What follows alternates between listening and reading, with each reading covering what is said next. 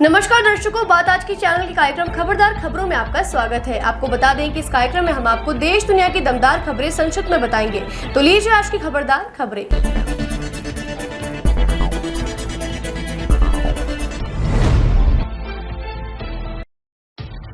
नेपाल में आज सुबह करीब 3:30 बजे मदन आश्रित हाईवे पर भूस्खलन के कारण 63 यात्रियों को ले जा रही 2 बसें त्रिशूली नदी में बह गई। हादसे के बाद से राहत और बचाव कार्य अभियान लगातार जारी है, लेकिन लगातार बारिश के कारण लापता बसों और सवारियों को खोजना मुश्किल हो गया है। इनमें से एक एंजल बस और दूसरी गणपति डीलक्स थी, जो काठमांडू जा रही थी। नेपाल के प्रधानमंत्री पुष्प दहल ने ट्वीट कर लिखा है कि इस घटना से मुझे गहरा दुख पहुंचा है और मैं देश के गृह प्रशासन समेत सभी सरकारी एजेंसियों को यात्रियों की खोज और उन्हें प्रभावी ढंग से बचाने का निर्देश देता हूं। ये पहला अवसर है कि जब देश की आजादी के बाद मणिपुर से कोई जज सुप्रीम कोर्ट में न्यायाधीश बनकर आएगा।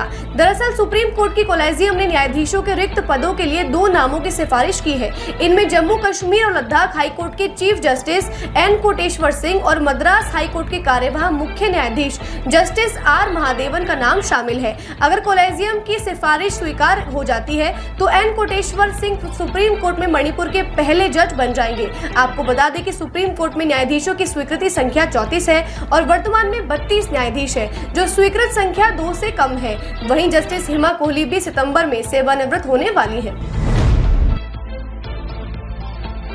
पीएम मोदी के गृह राज्य गुजरात के भरूच जिले में जॉब इंटरव्यू में उमड़ी भीड़ को लेकर राहुल गांधी ने प्रदेश की बीजेपी सरकार के साथ केंद्र की मोदी सरकार पर हमला बोलते हुए कहा, बेरोजगारी की बीमारी भारत में बनी महामारी।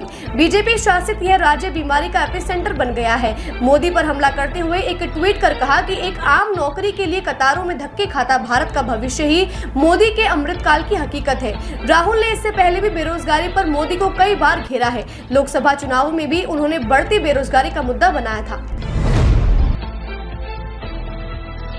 अमरनाथ यात्रा के लिए श्रद्धालुओं का 14वां जत्था आज सुबह जम्मू आधार शिविर से रवाना हुआ। खराब मौसम और आतंकी हमलों के बीच यात्रियों का उत्साह देखने लायक है।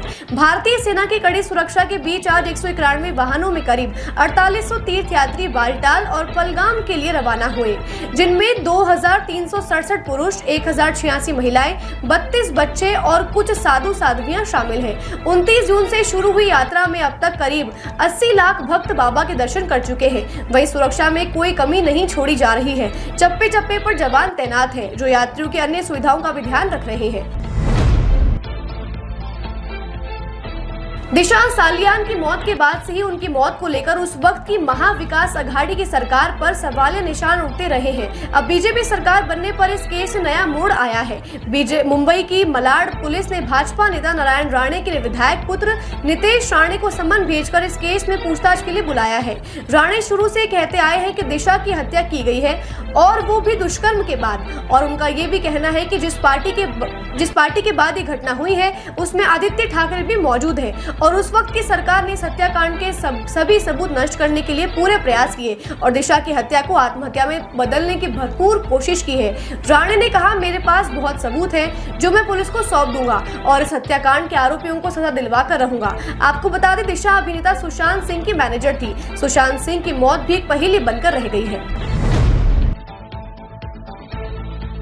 देश में अग्निवीर योजना को लेकर विपक्षी दलों के नेताओं ने मोदी सरकार पर लगातार हमलावर होने के बाद केंद्र सरकार की इस योजना में बदलाव कर दिया है। अब अग्निवीरों को केंद्रीय पुलिस बलों में भी नौकरी मिल सकेगी। इसके लिए 10% आरक्षण का दिया गया है। साथ ही फिजिकल टेस्ट से भी पूर्व अग्निवीरों को छूट मिलेगी। अग्निवीर योजना में 2022 से शुरू किया गया था। इस योजना के तहत अग्निवीरों को 4 साल की भर्ती का प्रावधान है। इसके तहत 17 से 21 साल के युवा ही आवेदन कर सकते हैं, लेकिन बाद में ऊपरी आयु सीमा बढ़ाकर 23 वर्ष कर दी गई थी।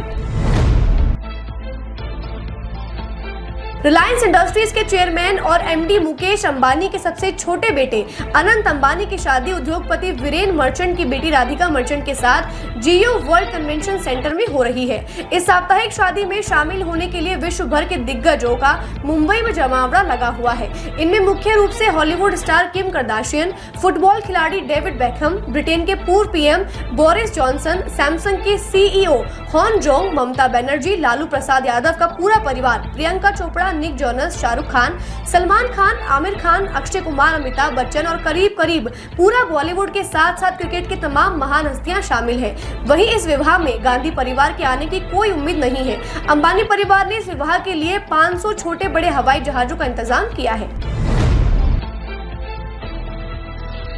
इजराइल और लेबनान युद्ध एक नया वॉर जोन बन गया है। लेबनान ने आज इजराइल के चटोला में एक छात्रों के हॉस्टल पर हमला कर दिया। इसके साथ अन्य 5 अलग अलग इलाकों में रॉकेट से हमले किए गए। साथ ही लेबनान के 27,000 सैनिक इजराइल पर हमले के लिए सीमा पर तैनात हो गए हैं। वहीं इजराइल के पीएम नेतन्याहू ने हंगरी दौरा रद्द कर दिया और आपात बैठक बुलाई है, जिसमें लेबनान पर भीषण हमले को लेकर कुछ निर्देश दिए जाएंगे। वहीं इजराइल के फाइटर प्लेन ने उड़ानें भरने शुरू कर दी है। वहीं विश्व के रक्षा विशेषज्ञों ने बताया कि लेबनान इजराइल युद्ध से ही तीसरे विश्व युद्ध की शुरुआत होगी। वहीं नाटो ने भी एक आपात बैठक बुलाई है।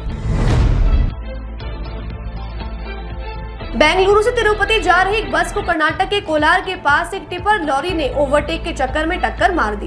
टक्कर इतनी भीषण थी कि बस के परखच्चे उड़ गए, वहीं किसी कबाड़ के रूप में तब्दील हो गई। हादसे में अब तक 9 जनों की मौत की जानकारी सामने आई है। वहीं 15 से ज्यादा लोग घायल हुए हैं। पुलिस की टीम ने मौके पर पहुंचकर घायलों को अस्पताल पहुंचाया है। पुलिस दुर्घटना के कारणों का पता लगाने में जुटी है। वहीं कर्नाटक में 24 घंटे में दूसरा सड़क हादसा है। कल शाम ही एक कार और टैंकर के बीच टक्कर में 3 लोगों की मौत हो गई थी। देश के कई राज्यों में आकाशीय बिजली कहर बनकर टूट रही है। बिजली गिरने से अभी तक 100 से अधिक लोगों की मौत हो गई है, जबकि सैकड़ों लोग घायल भी हो गए हैं। अकेले बिहार में 54, यूपी में 53 और झारखंड में 35 जने काल का ग्रास बन चुके हैं। बिहार के मुख्यमंत्री नीतीश ने मृतकों के परिजनों को 4 लाख की अनुग्रह राशि देने की घोषणा की है। दर्शकों, बात आज के चैनल में आपको आगाह करता है कि बिजली चमकने व गड़गड़ाहट के समय पेड़ों के नीचे और बिजली के खंभों के पास खड़े नहीं रहे, मोबाइल पर बात नहीं करें, अपनी सुरक्षा अपने हाथों में है। खबरदार खबरों में आज के लिए बस इतना ही। कल फिर नई खबरों के साथ हम होंगे आपसे रूबरू। नमस्कार।